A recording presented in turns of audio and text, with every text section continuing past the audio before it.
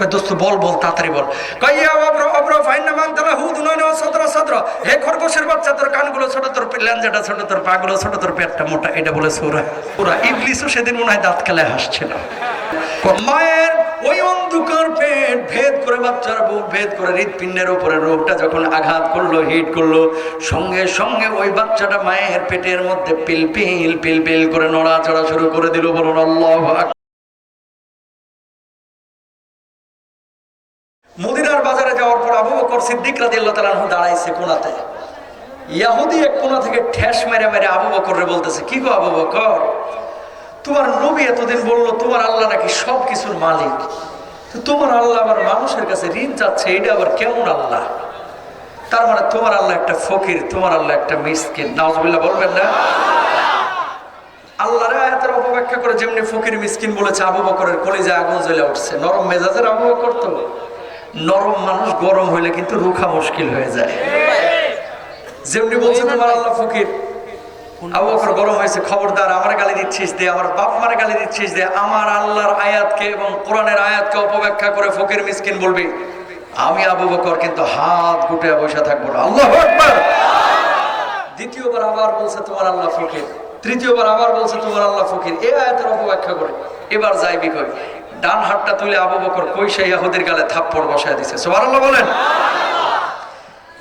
এবার ইহুদি গালের মধ্যে হাত দিয়া আল্লাহর নবী বিশ্ব নবী সাল্লাল্লাহু আলাইহি ওয়াসাল্লামের বাণীর দিকে দিলেন দরজার পরে বললেন, ওগো মুহাম্মদ সাল্লাল্লাহু আলাইহি ওয়াসাল্লাম, কি শিখান আপনি সাহাবীদেরকে, কি শিখান, কি শিখান আপনি সাহাবীদেরকে?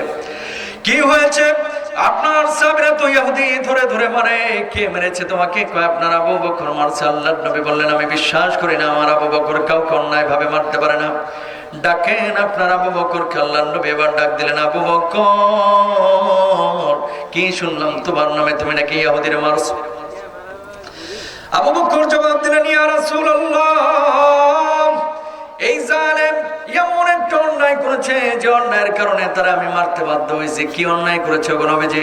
গতদিন যে আয়াতটা নাজিল হয়েছে, আয়াতের অপব্যাখ্যা করে একবার না দুইবার না, আল্লাহ যে আমাদেরকে জান আর মাল দিয়ে খরচে হাসানা দিতে বলেছেন, এই আয়াতের অপব্যাখ্যা করে তিনবার সে আল্লাহকে ফকির মিসকিন বলে গালি দিয়েছে, এই জন্য আমি মারছি। আল্লাহ নবী আবার ইহুদিকে বললেন, ইহুদি তুই নাকি আমার আল্লাহকে গালি দিয়েছিস? ইহুদি জবাব দিল, না না না, আপনার আবু বকর মিথ্যা কথা বলছে, আমি আল্লাহরে গালি দিই নাই। কি আবু বকর, তুমি নাকি মিথ্যা কথা বলতেছ? আবু বকর জবাব দিলেন, ইয়া রাসূলুল্লাহ, ঈমান আনার পর থেকে আবু বকরের জবান দিয়ে কোনোদিন মিথ্যা কথা বাইর হয় নাই গো নবীজি, কোনোদিন মিথ্যা কথা বাইর হয় নাই, আমি সত্য কথা বলতেছি। আপনি তো আমার সিদ্দিক উপাধি দিয়েছিলেন, মেরাজের পরে সর্বপ্রথম স্বীকৃতি আমি দিয়েছিলাম, আপনি তো আমার সত্যবাদী উপাধি দিয়েছিলেন। ওগো আল্লাহর নবী, আমি সত্য বলছি। নবীজি এবার পেরেশান হয়ে গেলেন, যদি বিচার না করে গোটা মদিনা ইহুদি ছড়িয়ে দিবে। মুহাম্মদ সাল্লাল্লাহু আলাইহি ওয়াসাল্লাম নিজ গোত্রের লোক দেখে বিচার করে নাই। ও আবু বকর, ও জান্নারে গালি দিয়েছে, ওই জায়গায় কোনো সাক্ষী আছে নাকি? আবু বকর জবাব দিলেন, ইয়া রাসূলুল্লাহ, ওই জায়গায় ছিলাম আমি, আর ছিল এই ইহুদি, আর তো কেউ ছিল না, সাক্ষী আমি কোথায় থেকে পাবো? আল্লাহর নবী বললেন, আবু বকর, কিছু মনে করো না, কিছু মনে করো না। ও আবু বকর, বিচার যদি না করে গোটা মদিনায় এসে ধোঁকাবাজি করবে, মানুষের সামনে প্রোপাগান্ডা ছড়াবে। যেভাবে তুমি থাপ্পড় বসিয়েছো সেভাবে তোমার একটা থাপ্পড় বসে দেখ শোধবোধ হয়ে যাক। আবু বকর জবাব দিলেন, ইয়া রাসূলুল্লাহ, ইয়া হাবিবাল্লাহ, আল্লাহ রাব্বুল আলামিনকে গাল বন্ধ করেছে, এজন্য আমি তারা থাপ্পড় মেরেছি। এটা যদি আবু বকরের অন্যায় হয়ে থাকে, আবু বকরের ওই ইহুদি থাপ্পড় কেন, আমি আবু বকরের জীবনটাও যদি নিয়ে চলে যাই, আল্লাহর কসম, এই আবু বকরের কলিজার মধ্যে বিন্দু মাত্র কষ্ট থাকবে না। জোরে বলেন আল্লাহু আকবার। ওই ইহুদি এদিকে যেমনে তোর আবু বকর মারছে এভাবে মেরে দেয়, আমাদের রেডি হচ্ছে আজকে তোর একদিন কে আমার একদিন। থাপ্পড়টা দিবে আবু বকরের গালে কইসা, বুঝেন নাই? রেডি হচ্ছে ইহুদি, আর শাহজিমে গ্রিন সিগন্যাল চলে গেছে। জোরে বলেন আল্লাহু আকবার। বলবেন হুজুর এটা আবার কেমনে গেল আর শাহজিমে গ্রিন সিগন্যাল? আল্লাহ রাব্বুল আলামিন জরুরি তলব করছে ওই আরশে, কারে? জিবরিল আমিনকে, তাড়াতাড়ি এদিকে আয়। জিবরিল আমিন বলছে, আল্লাহ কি হয়েছে? দেখ আমার হাবিব কি বিচার করতেছে, দুনিয়ার জিন্দিকে দাঁড়ায় থাকিস না, দ্রুত আমার হাবিবের কাছে গিয়ে বল ইহুদির হাত যেন আমার আবু বকরের গালটা স্পর্শ না করে, আর বলবি আবু বকরের পক্ষে দুনিয়ার কোনো মানুষের সাক্ষীর প্রয়োজন নাই, আমি আল্লাহ রাব্বুল আলামিন আরশ আজিম থেকে আবু বকরের পক্ষে সাক্ষী হয়ে গেলাম। একজন মানুষের পক্ষে সাক্ষী দিচ্ছেন কে? আল্লাহ। আরো আসতে বলেন আল্লাহ। কল্পনা করা যায় যে আমলের পাল্লাটা কি পরিমাণ উঁচু হলে তার পক্ষে সাক্ষী দেন কে? আল্লাহ। জিবরিল আমিনের তো আবার আসমান থেকে আরশ থেকে নবীজির কাছে আসতে কালিয়াকৈর বাজারে 26 মিনিটের জ্যামে বসে থাকতে হয়। চোখের পলক ফেলানোর আগে আল্লাহর নবী বিশ্ব নবী সাল্লাল্লাহু আলাইহি ওয়াসাল্লামের কাছে জিবরিল আমিন এসে হাজির বললেন, ইয়া রাসূলুল্লাহ, ইয়া হাবিবাল্লাহ, কি বিচার আপনি করছেন, কি বিচার আপনি করছেন? আল্লাহ কিন্তু সবকিছু দেখছে। নবীজির বুঝতে বাকি রইল না, বিশেষ বার্তা চলে এসেছে। ও জিবরিল আমিন, কি হয়েছে, কি হয়েছে, কি হয়েছে? কয় কি হয়েছে শুনেন। আপনি যে বিচার করছেন আল্লাহ তখন সবকিছুই কিন্তু দেখেছেন। আগে ইহুদির সামলান, ইহুদির হাত যেন আবু বকরের গালে স্পর্শ না করে, সবকিছু কিন্তু একেবারে মেসাকার হয়ে যাবে। ও আল্লাহর নবী, আপনি সাক্ষী খুঁজছিলেন আবু বকরের পক্ষে, বিপক্ষে, আবু বকরের পক্ষে দুনিয়ার কোনো সাক্ষীর প্রয়োজন নাই, স্বয়ং আল্লাহ রাব্বুল আলামিন সাক্ষী হয়ে গেছেন। এই নেন আয়াত 4 নম্বর পারা 13 নম্বর পৃষ্ঠা শুরুর অংশ। লাকাদ সামিআল্লাহু কাওলাল্লাযীনা ক্বালু ইন্নাল্লাহা ফাকীরুন ওয়া নাহনু আগনিয়া।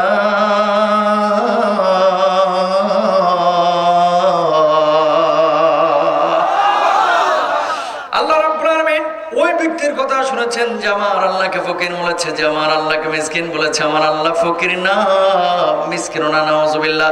যারা আল্লাহ রাব্বুল আলামিনকে গালমন্দ করে এভাবে কুল কায়নাতের সবচাইতে বড় বড় ফকির, মিসকিন, গাদ্দার, বেঈমান, এইগুলাই ঠিক কিনা? আবু বকর আপনার চাইতে নামাজ কম পড়তো না বেশি? রোজা দুইটা কম রাখতো নাকি? 5 ওয়াক্ত নামাজ বেশি না কম? ইমানের উপরে অবিচল ছিল আবু বকর। নরম মেজাজের মানুষ গরম হয়েছে যখন আল্লাহ আল্লাহ রাসূলের স্বার্থ এসেছে। এবার নিজের বিবেককে একটু জিজ্ঞেস করেন। সুইডেনে নবীজিকে গালি দেওয়া হয়, বাংলার জমিনে আল্লাহর সৃষ্টি তত্ত্ব নিয়ে বিভিন্ন নাস্তিক মুরতাদরা প্রোপাগান্ডা ছড়ায়। কেমন? এই যে একদিন কিছুদিন আগেই তো আলোচনা হয়েছিল, গত বছর ডারউইনের মতবাদ, অনেক আগে থেকে মানুষ আলোচনা করে। গতবার একটু নাড়াচাড়া শুরু হয়েছিল। মানুষকে আল্লাহ তাআলা বানায় নাই, বানাইছে কে? মানুষ ন্যাচারালি হয়েছে, প্রাকৃতিক ভাবে। কেমনে? মানুষ ছিল আগে বানর, বানর থেকে লাফাইতে লাফাইতে লেজ পড়িয়ে পশম পড়িয়ে তারপরে মানুষ হয়ে গেছে। তোর বাপ দাদা বানর থেকে হইতে পারে, আমগো বাপ দাদারা, ঠিক কিনা? সরাসরি কুফরি একটি আকীদা। তাহলে নবীজির হাদিসের মিল দেখেন। আপনার এলাকাতে এরকম কিছু পাবেন, ওরে বাবারে বাবা, বুদ্ধির ঠেলায় চান্দির চুল গেছে গে উঠে, এখন উল্টা পাল্টা বকাবকি করে, কথা কন না, আছে না নাই? একবার কয় চাঁদ ঘুরে, আরেকবার কয় সূর্য ঘুরে, আরেকবার কয় পৃথিবী ঘুরে, আরেকবার কয় না সবই ঘুরে। তো আল্লাহ তো এই কথাই বলছে, সবই ঘুরে, কথা বলেন না? 1400 বছর আগে আল্লাহ বললো, তখন ভালো লাগলো না, আর এখন এসে বলতেছে না আল্লাহর কথাই ঠিক আছে। ও মুসলমান, এবার আসেন আপনার এলাকায় অনেক নামাজি পাবেন, যে নামাজিরা দেখবেন নামাজ পড়তে রাজি আছে, হজ্জে যাইতে বলেন প্রতি বছর যাইতে রাজি আছে, ওমরা মাশাআল্লাহ রমজান মাসে সবার আগে হাজির। কিন্তু যদি বলা হয় কোরআন ওয়ালাদেরকে ভোটটা দিয়েন, ওই জায়গায় রাজি না, কথা বলেন না কেন? যদি বলা হয় যে আল্লাহর আইন বাস্তবায়নের জন্য, কোরআনের আইন বাস্তবায়নের জন্য নামাজ পড়া যেমন ফরজ, কোরআনের আইন বাস্তবায়ন করা তেমনই সুন্নাত। বলতেছে কে? একবার গলাটা ফাটায় বলবেন, কোরআনের আইন বাস্তবায়ন করা ফরজ না সুন্নাত? আরো জোরে বলেন, ফরজ না সুন্নাত? সুতরাং কোন মানুষ যদি মনে করে নামাজ পড়া ফরজ, আল্লাহর আইন গোল্লায় যাক, যেখানে খুশি সেখানে হুজুররা কথা বলো, আমরা আইন বাস্তবায়নের পেছনে নাই, আল্লাহর কসম করে বলছে ও মুনাফিক, ও মুসলমান না, ও মুনাফিক, ঠিক কিনা ভাইরা?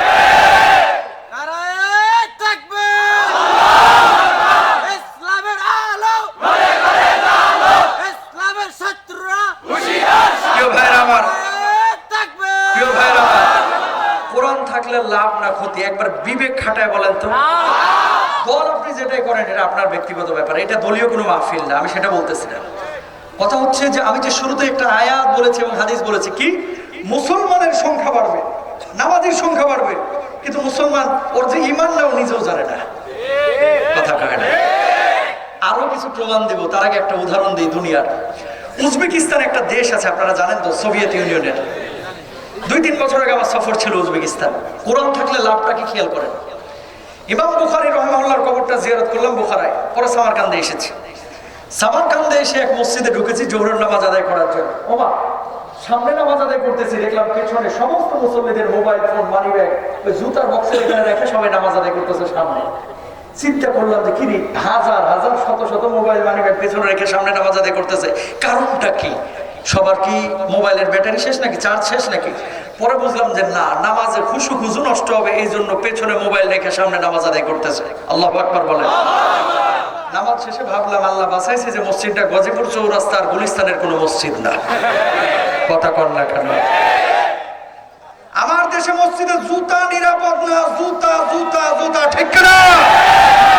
ওই যে আরটিভিতে একদিন লাইভে বলছিলাম যে দামি জুতা নিয়ে মসজিদে যাই না, নামাজ হবে না। তখন একজন দর্শক বলতেছে যে কিরে কি গো হুজুর, এই দামি জুতা নিয়ে নামাজ হবে না কেন? এটার একটা কারণ আছে। 2600 টাকার জুতা নিয়ে পেছনে রাখছেন, হাত বাজে ছুড়ে পড়ে না, আর খালি অ্যাপেক্স করে, ঠিক কিনা? বাটা বাটা করে জিকির করে নামাজের মধ্যে, যে নিল না থাকলো, আছে না গেছে। কথা কন না কেন? প্রিয় ভাইরা আমার, দামি জুতা নিয়ে মসজিদে যাই না। রংপুরে মাহফিলে গেলাম গত বছর, এক মসজিদের বাথরুমে ঢুকেছি, দেখছি বদনার গলা ভাঙা, ওই ভাঙা বদনার গলায় শিকল পেঁচায় রাখছে। মানে বাথরুমের এই বদনাও নিরাপদ না আমার দেশে। কথা কন না কেন? আর ওই দেশে মোবাইল ফোন, মানি ব্যাগও নিরাপদ। পার্থক্য একটাই, কোরআন আছে, চোর নাই। কোরআন নাই তো চোরের আখড়া। 150 টাকা চুরি করার জন্য গাছের সাথে বাইন্ধে আপনারা পিটান, ওই যে কালিয়া করে হিরঞ্চি গুলা ধরে ওরে ঘুষায়। ভাই মারতেছে, অটো নিয়ে 3 জন যাচ্ছে বা রিক্সায় যাচ্ছে, কি হয়েছে গো? ভাই 150 টাকা চুরি করেছে, চোর ধরে মারতেছে, কই যাই 2টা ঘুষি মেরে আসি। কথা বুঝেন নাই? 150 টাকার চোরকে মারতে ভালোই লাগে, আর এলাকার 150 কোটি চুরি করে বেগুন পাড়ায় বাড়ি করেছে, এরা আবার সার করে সালাম দেয়। কোরআন না থাকলে 150 টাকার ছিচকে চোরের বিচার হবে, কোরআন না থাকলে 150 কোটি চোরের বিচার হবে না। এই জামানা চলতেছে, সেই জামানা, ঠিক করে ভাই। তবে এই চোরের বিচারের জন্য কোরআন দরকার আছে না নাই? এবার আসেন, আল্লাহ সুবহানাহু ওয়া তাআলা কি বললেন? আল্লাহর জন্য জান দেওয়া, মাল দেওয়া। এই জান আর মাল দেওয়ার জন্য আগে ঈমানটাকে বিশুদ্ধ করতে হবে, আকীদা বিশুদ্ধ করতে হবে। কি বলবো, এই দেশের মানুষের ধর্মীয় আবেগ বেশি, ধর্মীয় জ্ঞান কম। এই জন্য লালনের মাজারে গিয়ে অনেকে জান্নাত খুঁজে। কিছু বাবা আছে না, এই গাঁজা নিয়ে ডলতেছে, এরাও বলে জান্নাতি। সারাদিন গাঁজা সেবন করতেছে, এটাও বলে জান্নাতি। এটা জান্নাতি না, এটা ভণ্ডামি, ঠিক কিনা? প্রিয় ভাইরা আমার, খেয়াল করেন আল্লাহ রাব্বুল আলামিন কি বলছেন? সুম্মা খালাকনাল নুতফাতা আলাকাতান ফাখালাকনাল আলাকাতা মুদগাতান ফাখালাকনাল মুদগাতা ইযামান ফাকাসাওনাল ইযামা লাহমা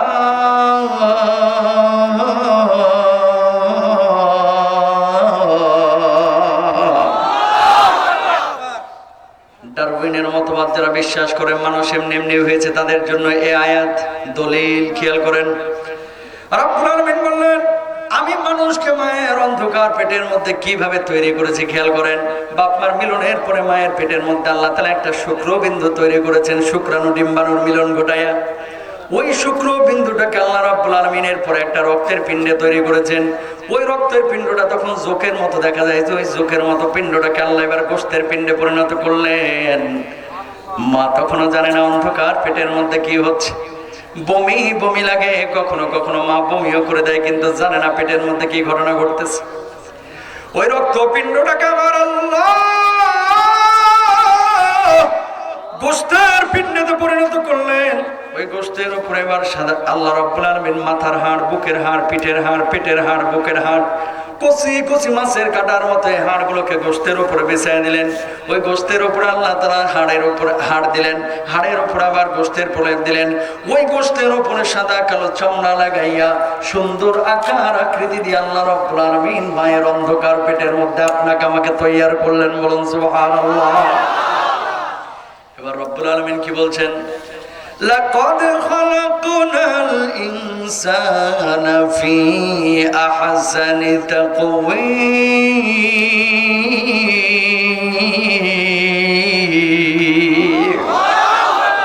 সুন্দর আকার আকৃতি দিয়ে মানুষকে আমি আল্লাহ তাআলা বানিয়েছি। ও দরদের ভাইরা আমার, একটু মনোযোগ দিয়ে খেয়াল করেন।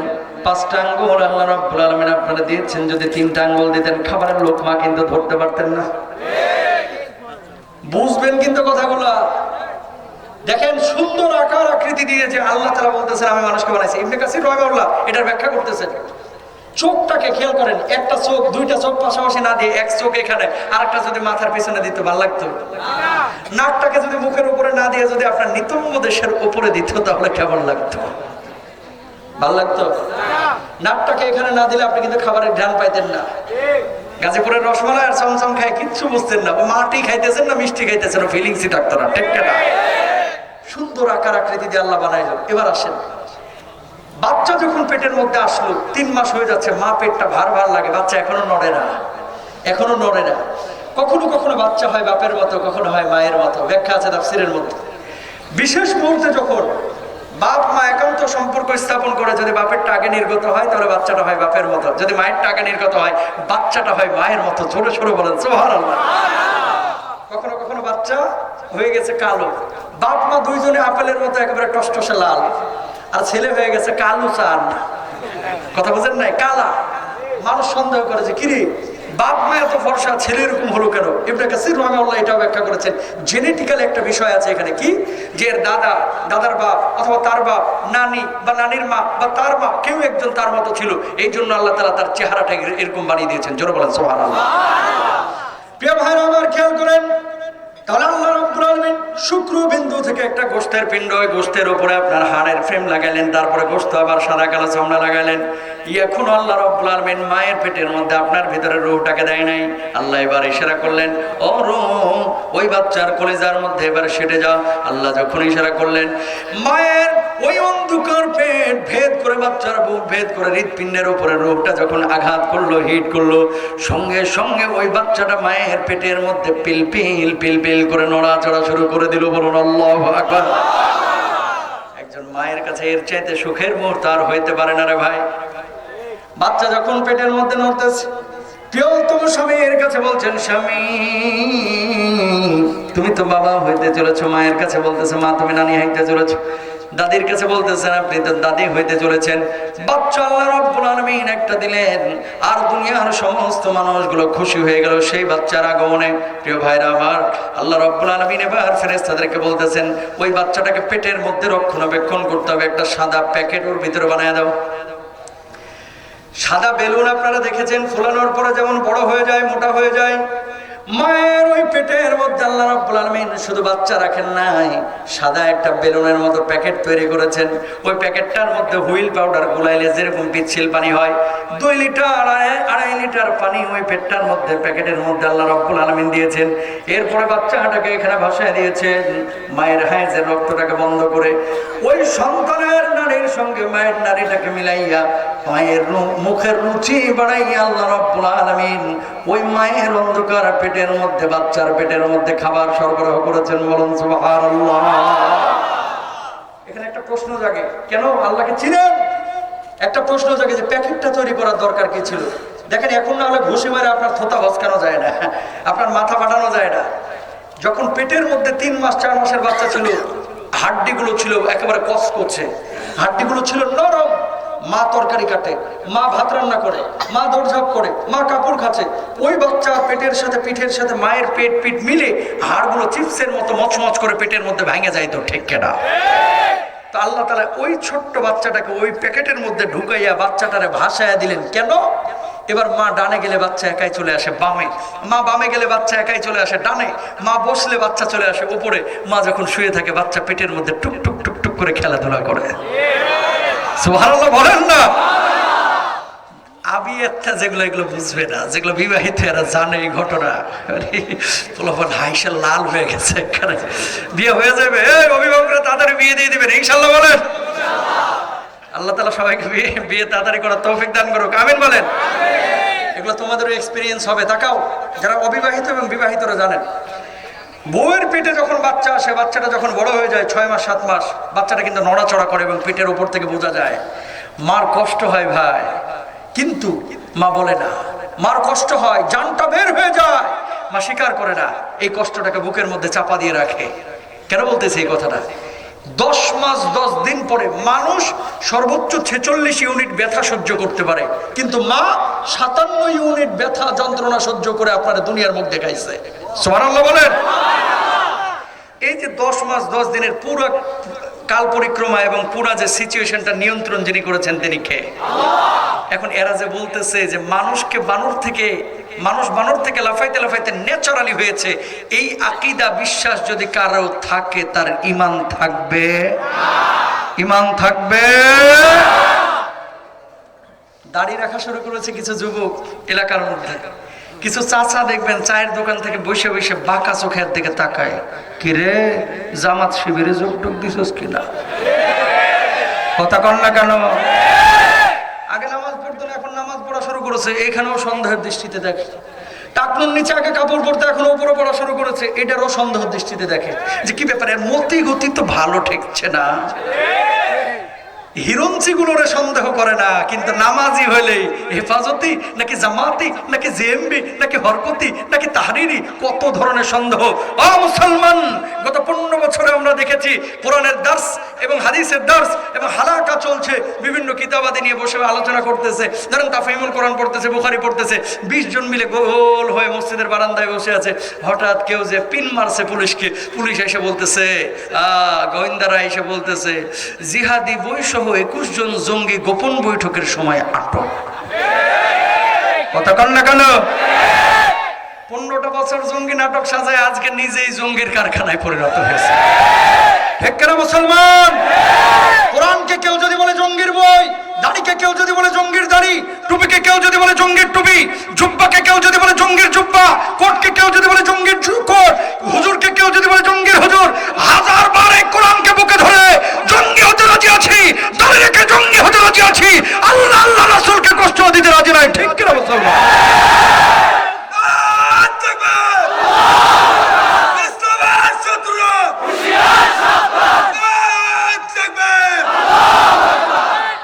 জালেমদেরকে আল্লাহ হেদায়েত দান করুন। ভাই কথা বেশি দীর্ঘায়িত করবো না, রাত অনেক হয়েছে, আমি জানি আপনাদের কষ্ট হচ্ছে, কিন্তু কয়েকটা কথা বলে যায়। টাকার যে মানুষগুলো আজকে দাবি করছেন আপনি মুসলমান, আল্লাহর কসম করে বলছি, আল্লাহর জমিনে যদি কোরআনের আইন বাস্তবায়নের ন্যূনতম চিন্তা আপনার ভেতরে না থাকে, আপনি মুসলমান না, আপনি ওদের কাতারে পড়বেন। ঠিক কিনা ভাই? এটা কোনো রাজনৈতিক কথা না। কিয়ামতের ময়দানে আল্লাহ রাব্বুল আলামিন কি বলছেন খেয়াল করেন, অকুনতুম আজওয়াজান সালাসা, বলুন আল্লাহু আকবার। আল্লাহ রাব্বুল আলামিন বললেন কিয়ামতের ময়দানে দল হবে 3টা, ফাসহাবুল মাইমানাতি মা আসহাবুল মাইমানা, 1 নম্বর হচ্ছে ডান দল, 2 নম্বর হচ্ছে ওয়াসহাবুল মাশআমাতি মা আসহাবুল মাশআমা, 2 নম্বর হচ্ছে বাম দল, 3 নম্বর হচ্ছে ওয়াসসাবিকুনাস সাবিকুনা উলাইকাল মুকাররাবুন।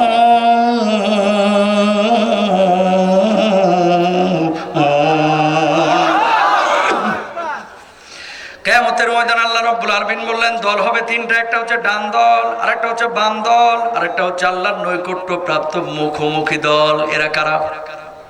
প্রিয় ভাইরা আমার, 21 দলীয় জোট থাকবে না, 4 দলীয় জোট থাকবে না, 11 দল থাকবে না। কিয়ামতের ময়দানে দল হবে 3টা। ডানপন্থী দল কারা? এদের পরিচয় মুফাসসিররা দিয়েছেন। 1 নাম্বার, তারা নামাজ রোজা করেছে, হজ যাকাত করেছে, ঈমান এনেছে, আল্লাহর জমিনে আল্লাহর আইন বাস্তবায়নের জন্য চেষ্টা চালিয়েছে, কোরআনের যে সমস্ত বিধিবিধানগুলো আল্লাহ দিয়েছে সব বিধিবিধানগুলো মেনে চলেছে। আল্লাহ রাব্বুল আলামিন কিয়ামতের ময়দানে মানুষগুলোর মৃদু হিসাব নেবেন, আরশের ডান পাশে মানুষগুলো অবস্থান করবে।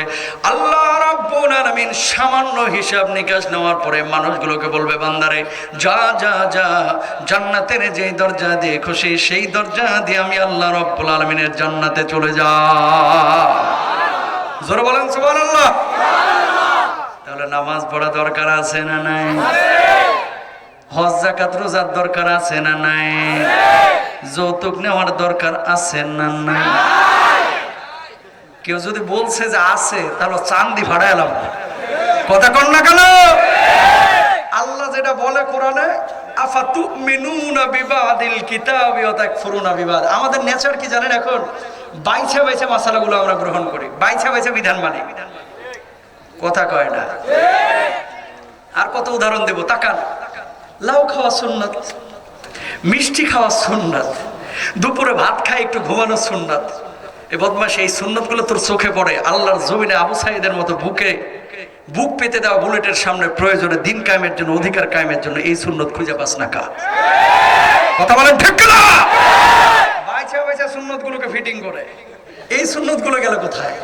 আরেকজন মানুষকে খাওয়ার সময় দস্তরখানে নেওয়া, এটা যে সুন্নত, এই সুন্নত গেল কোথায়? মানলে পুরোটা মানেন, অর্ধেক মুসলমান, অর্ধেক হিন্দু, অর্ধেক খ্রিস্টান, এরকম মুসলমান হওয়া যাবে না। 2 নম্বর দল ওয়াসহাবুল মাশআমাতি মা আসহাবুল মাশআমা, ওই মানুষগুলো যারা বামপন্থী, কিয়ামতের ময়দানে বাম জায়গায় থাকবে, আরশের বাম পাশে। কারা? নামাজ পড়ে নাই, রোজা করে নাই, হজ করে নাই, যাকাত দেয় নাই, ইসলাম ফলো করে নাই। প্রিয় ভাইরা আমার, 3 নম্বর দল হচ্ছে ওয়াসাবিকুন আস-সাবিকুন, এরা আল্লাহর নৈকট্যপ্রাপ্ত মানুষ। এরা কারা? স্পেশাল মুসলমান।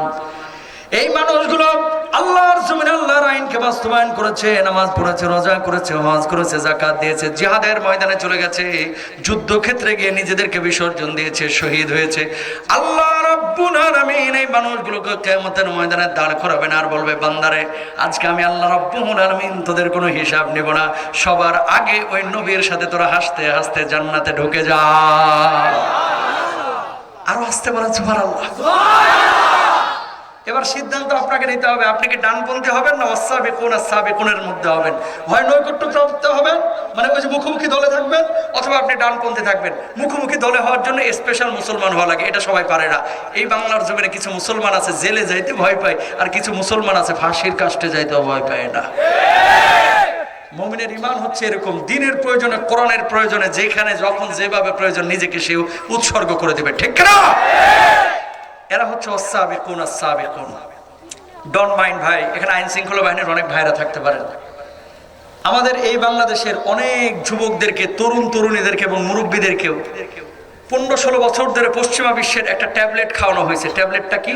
জিহাদ আর জঙ্গিবাদ। একই ট্যাবলেট, এক খাইয়া গুলায় ফেলে। এখন জিহাদকেও জঙ্গিবাদ মনে করে, জঙ্গিবাদকেও জিহাদ মনে করে, ঠিক কিনা ভাই?